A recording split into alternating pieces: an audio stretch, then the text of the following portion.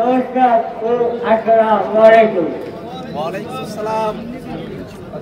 আপনারা দেখেছেন শুধু ক্ষমতায় থাকার জন্য হাসিনা ওই আওয়ামী ক্লাবের দোষরদের দিয়ে আমাদের বিভিন্ন ছাত্র জনতা এবং বিভিন্ন জনতার উপর কিভাবে এই জুলাই থেকে গুলি করে যুদ্ধ শুরু করেন।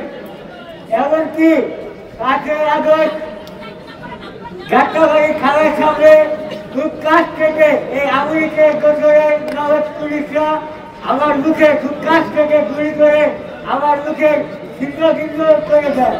এমনকি সেখানে আমার এমন অবস্থা হয় আমার ভাষারই কথা ছিল না।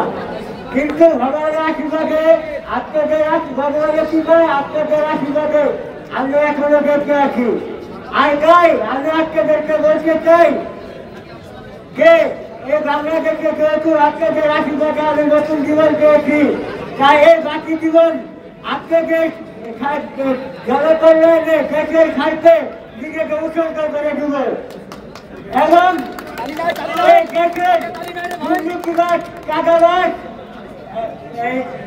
আমরা থেকে এই দেশকে এই জাতিকে সুন্দর একটা রাষ্ট্র আমরা উপহার দিতে চাই।